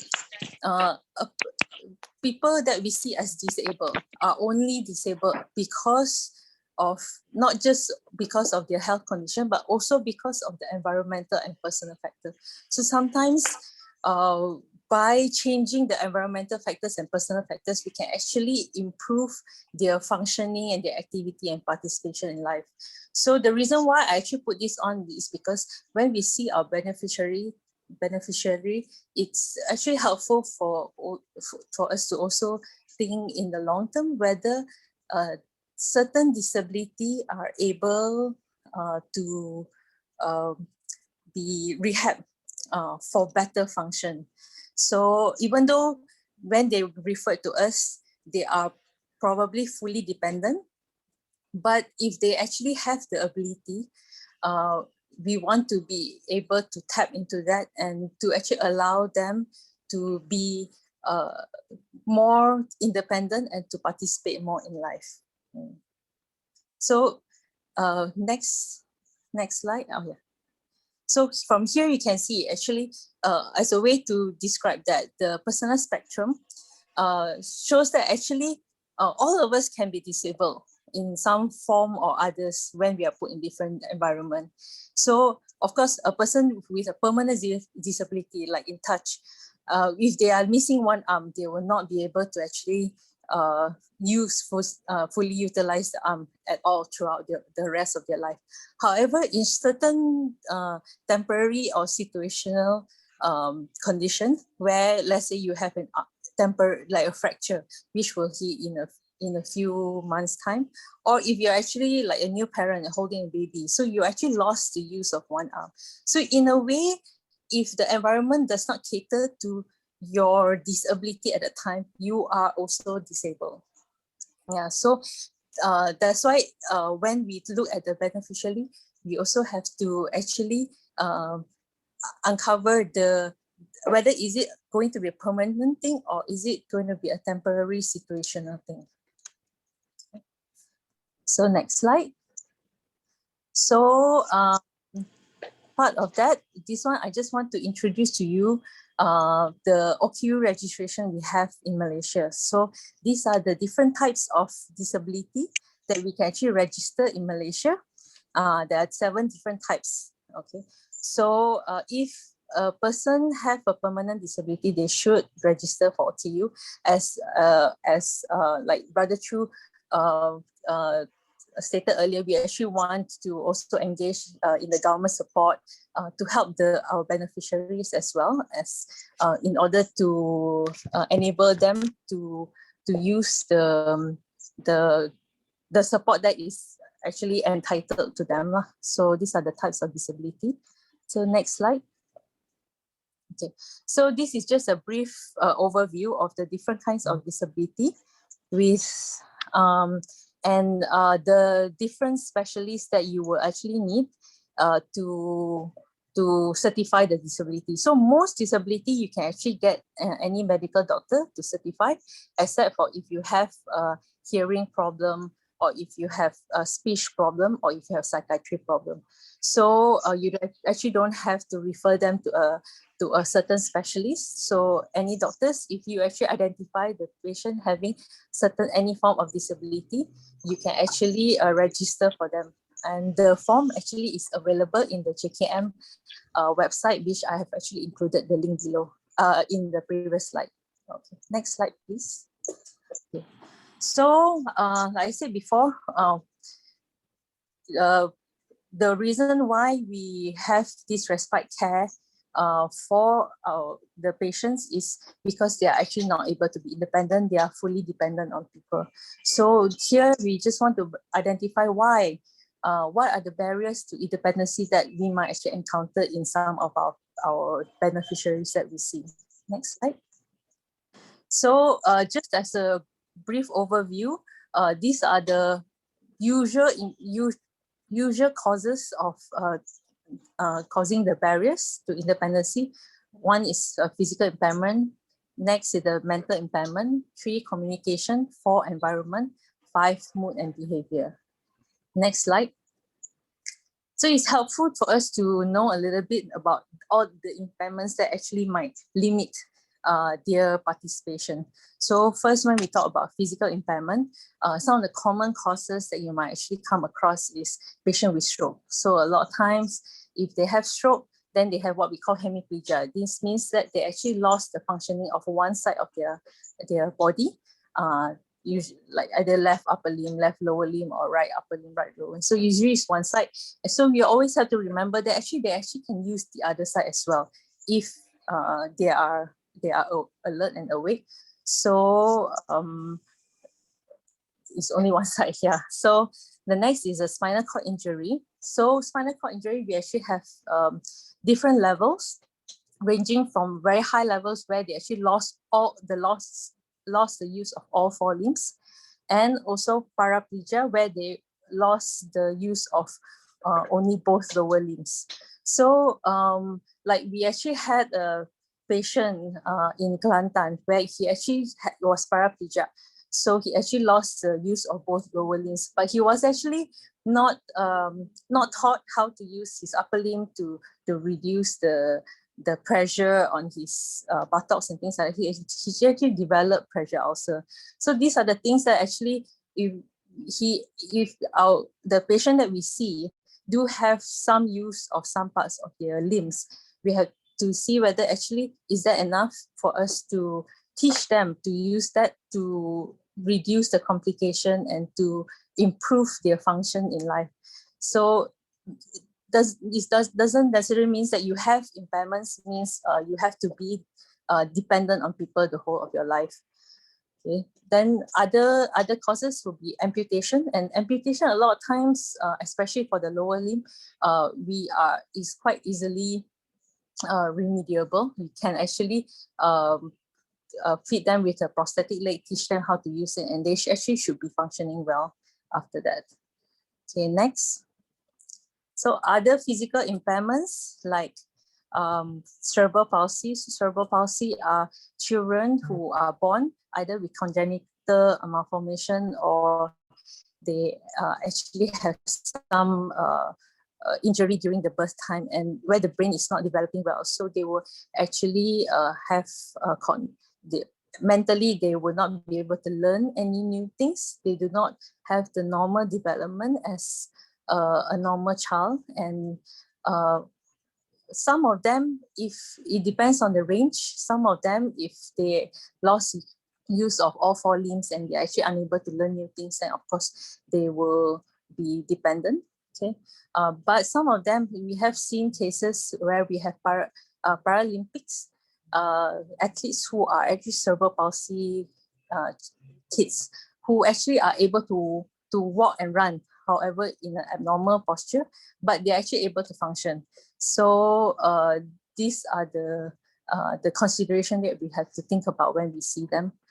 Okay, other causes of physical impairment will be movement disorder, certain things like Parkinson, even patients who are elderly who actually have a slowness in movement, they're not as fast, the reflex is not as good. So this will actually cause physical impairment.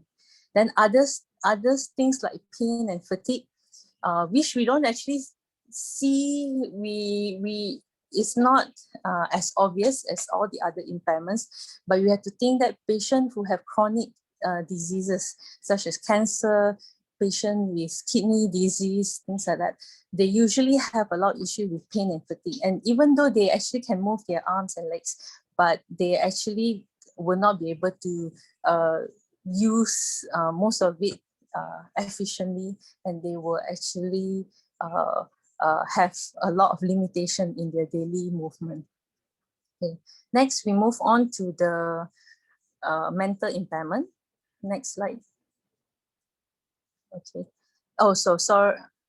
Yeah, okay. Anyway, going to the previous slide, when we talk about physical impairment, the impact of that is that when we see patients with physical impairment, so of course they cannot ambulate or sit without support. So a lot of times they are in hospital bed. They have limited self-care activities where we actually have to do all the daily activities for them and help them to do it. They might need certain equipments for support, and they will have limited movement, like especially if they have pain and lethargy, and any small movement that you use is actually energy consuming. So even like sometimes some of them just turning on the bed itself already take up the whole energy for them for the whole day. So so we have to take that into consideration. And certain cases, they are complicated with pain and contractures. So that will actually hamper the care. It will actually they will need a lot of high level care lah. Okay. Next slide, please. Okay, so next we move on to mental impairment. Some of the common causes that we see for mental impairment are patient with traumatic brain injury, patient with stroke, patient with dementia, patient with cerebral palsy. Okay, next slide, please. Okay, so when you have mental impairment, especially a patient with dementia, patient with traumatic injury, traumatic brain injury, a lot of times physically you see them as being normal, but especially in the early days for patients with dementia, they might be unable to remember new events. They have difficulty performing complex tasks. So certain times when they are very slow in performing things, then we have to be considerate of them, and they might actually need supervision for daily routine. So even simple things like going to the toilet regularly, meal times, or when they go out, whether they can remember how to go back. So these are the things that you actually have to supervise them. And also a lot of times, because they have difficulty with their memories, they will have a lot of stranger anxiety where they they in any unfamiliar environment or unfamiliar personnel, so they will get agitated easily. So we actually have to take into account, especially we as a respite care worker going into their environment for the first time. Okay. Next is the communication. So communication, there's actually divided into two big parts actually, whether they have difficulty understanding others or they have difficulty conveying what they want. So the hardest one to tackle will be if they have difficulty understanding others, because then they will not, when you ask them or when you instruct them to do anything, they will actually not be able to understand and not be able to follow your command. But if they have just difficulty conveying themselves, a lot of times we can actually teach them certain aids, like if they are able to write, then writing. If they're able to point at pictures, if they are able to type out words and things like that, we can actually use all these aids to actually help them to convey themselves. Okay, next. 4. Okay, so like I mentioned earlier in the ICF model, so a lot of times the limitation that's causing them to be dependent on other people might be actually the contextual factor, which is actually the environment. So a person, like I say, some patient, for example, some patient with dementia, in the familiar environment with their own routine, they actually might be able to actually just handle most of the daily routine themselves. However, when you move them out from the familiar environment, they do not know where everything is. They do not know what are the routines, and this actually cause them to be disabled and to be unable to perform the daily routine. So things like unfamiliar personnel, any change in the family, whether there's any death or anybody moving away, all these actually can trigger them, especially patients with dementia, usually to have problems performing what they are actually able to perform before. So another thing is the lack of equipment. So like we said earlier, certain patients, even though they have certain like a stroke patient, they might be hemiplegic, lost the use of one side of the hand, but with the other side, some and with good insight, sometimes we can actually teach them to actually get up from the bed, transfer to the wheelchair, or even actually walk with a walking aid if they have the necessary skills and the equipment. However, if they don't have the equipment, they don't have the skills, then they're just lying on bed. So then they are fully dependent. So these are the things that we need to look at. Next.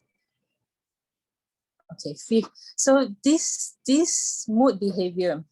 So mood behavior is a major thing, which is a lot of times is overlooked, especially with patient with chronic disease, patient with and even any impairment.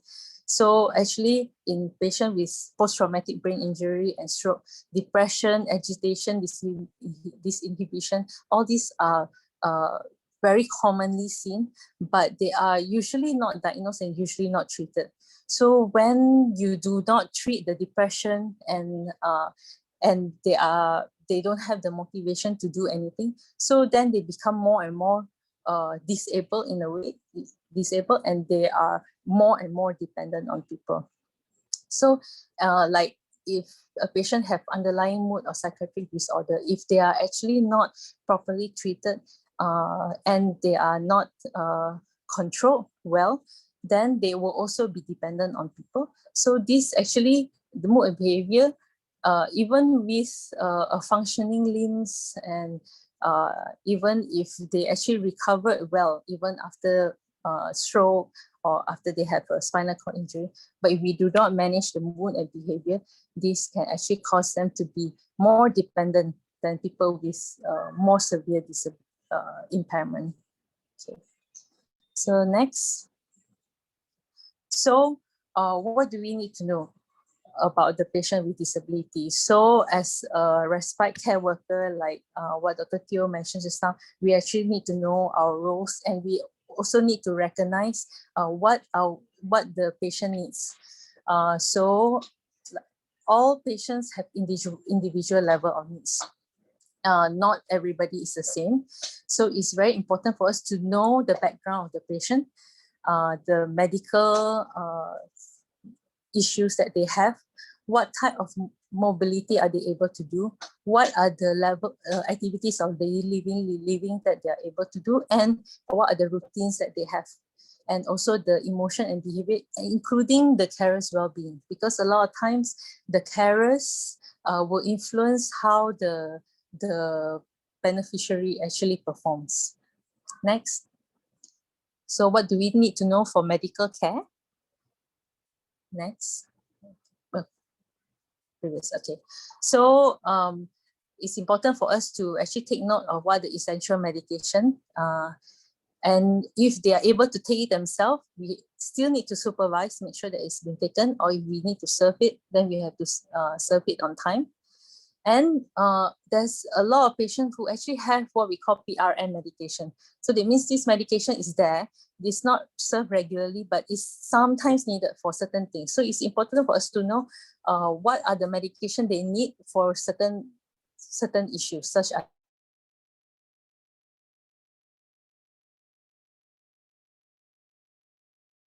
as pain, for us to know that it's available. Then we also need to make sure that the vital signs are taken, where the blood pressure and blood glucose sugar monitoring. What are the wound care regime? So maybe a lot of times, actually they come with us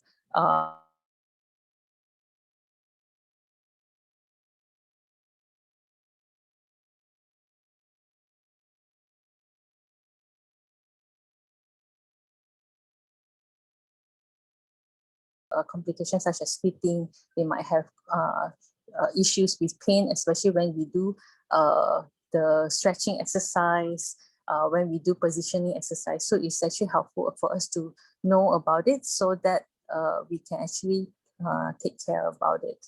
Okay. Next slide. Next will be the activities of daily living. So next. So for the activities of daily living, it actually involves the personal hygiene, content management, dressing, feeding, and mobility. So in personal hygiene, for activities of daily living, when they are dependent on the carers, then we need to know the carers' routine and the schedule.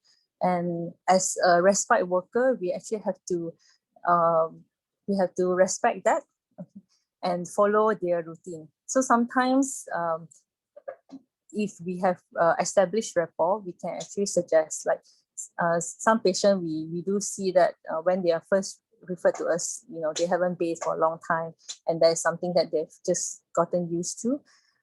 But we can always suggest, like, in the previous video, Dr. Teng actually bathed the patient. I'm sure the patient was very happy because that's the first time that he's been bathed since very, very long time.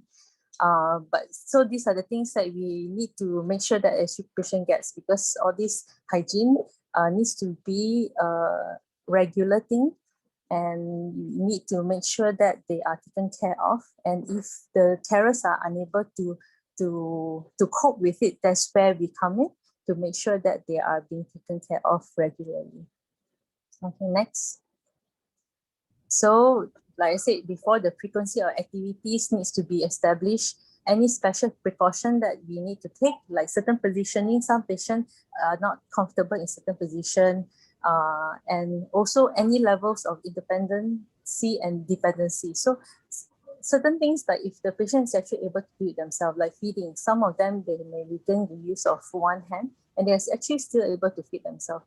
So if they are actually still able to do that, then we do want to encourage them to do it. Doesn't mean that when we come here as a respite care worker, we have to do everything for them. So we try to maintain as much as possible what they're actually able to do. And of course, if we see that they have potential to do more, is something that we can slowly introduce over time as we establish the rapport. Okay. Next. Sorry for interrupting, Dr. Lee. Yeah. We have 2 minutes to go. Yeah. Oh, okay. I think I'm going to the end already. So for mobility, so I think the physiotherapists later on will probably explore this more in terms of what are the kinds of positioning that we have to take care of. And we have to see the level of mobility the patient is in. So if they're fully dependent, bed bound, then we have to make sure that they're turned every 2 hours. If they're moderately dependent, wheelchair bound, how are the ways that we can help to transfer them to the wheelchair, and how much are they able to do in the wheelchair? And if they're minimally dependent, what are the things that we need to be careful of when we help them to move around? And if they're ambulant, maybe we just need to be there to just supervise to make sure that there's no risk of falls while they are doing their daily activities. Next. Okay, then we come to emotion and behavior. So it's important for us to recognize any signs of stress and depression in patient as well as the carers, and also manage the behavior that they have at home, and also manage our own emotions. So sometimes when we help other people, we have to be able to also manage our own emotion when we are dealing with the hardship that other people are having. So next. So these are the screening question for caregivers burnout. So these are the things that we can actually ask ourselves as well as the carers. If we do see them, just introduce it to the in the conversation, just to see at what level they are at. You know, I mean, if they reach out to us for respite care, then a lot of times probably they are having some sorts of issues with caregivers burnout. So sometimes just giving them the respite care might not be enough. We might actually need to refer them to a counselor or psychiatrist if this is something that will help them. Okay, next. Okay, so if you don't remember anything else, this is the review. Okay, so I think the most important thing when we deal with people with disability is we have to acknowledge and address the person with disability. So a lot of times we try to make decisions when we go in, and yes, we are there for respite care, but address the person, the beneficiary that we're helping. Ask them what they need, not just what the family thinks that they need. And usually then you can gather, you can actually establish better rapport and get more respect from them, and they'll be more cooperative. Okay. 2, establish the daily routine and what they need. Okay. And 3, optimize environment, establish the rapport. And 4, possible, check for the OK registration. If they're eligible, do try to register them for the OKU, because you know, we can actually help them to access the government support as well. Okay, next. So this is my final slide. Each person is with disability is a unique person, not defined by the disability alone. So of course, what? Okay, I'm still here. Okay. So of course, what's important is for us to actually help them, but in the same time, we can also help them to actually recognize if they are able to do more. Because I think disability, person with disability in our country always have this stereotype where you always think that, okay, if you're disabled, you cannot do anything. People need to help you with everything. But we actually find that there's a lot of them where they're actually able to participate more if only they're given the skill and the equipment needed. So that's part of our role, I guess, as well, when we are the respite care worker. Okay, so that's it. Thank you, everyone.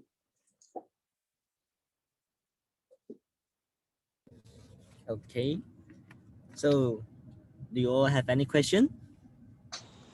Seems to be quite a clear sections to us. Okay, so we will end our today's section soon. Okay, then if you have any question that you would like to ask, okay, you can send or you can post it to the Telegram, the platform that we should communicate. Okay. Now let us proceed to the review of our upcoming next section, which will be held on 7 March 2021, which is on Saturday. Okay, the time is 5 to 7 p.m. Okay, the meeting and passcode is the same. So the second section, we have 3 topics. First topic is the introduction of dementia and skill of communicating with dementia patient under Dr. Tae Hoon Lang. Second, it will be an introduction about family caregiver, Dr. Lim Chai Hik. And third is cultural aspect in the respite care by Dr. Teo Yen Ling. So now, let us, before ending our section, let us pay respect to the Buddha.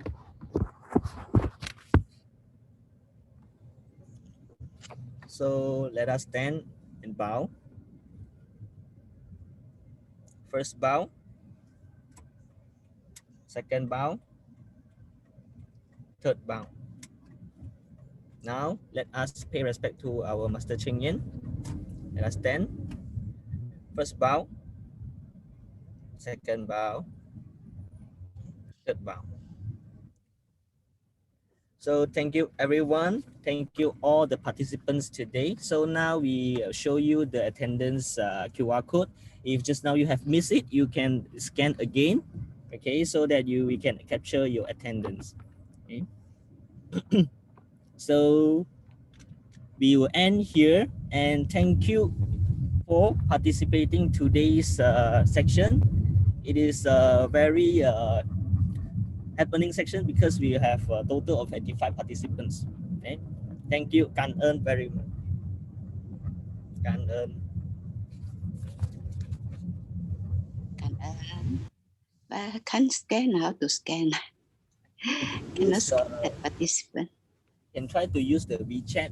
WeChat, do you have a WeChat? WeChat. Yeah, WeChat. You can use WeChat to scan. It's much more faster. Brian, can you please put the QR code at this Telegram there? Because now everybody is saying thank you to you all, so it was overlapped. Thank you. Okay, I will try to send it to you. Okay. Thank you.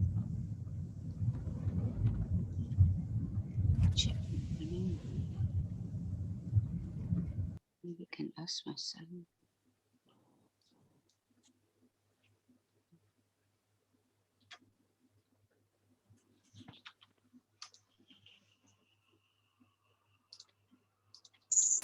Brian, the next session is not 7th of March. I think in the poster is 7th of March. I think it's 6th of March. I changed already. Just now I realized the mistake. So I changed to 6th of March already. Okay. It's 6th of March. Huh? Share again. Now we will reconfirm again with the group. Okay. Thank you for the reminder.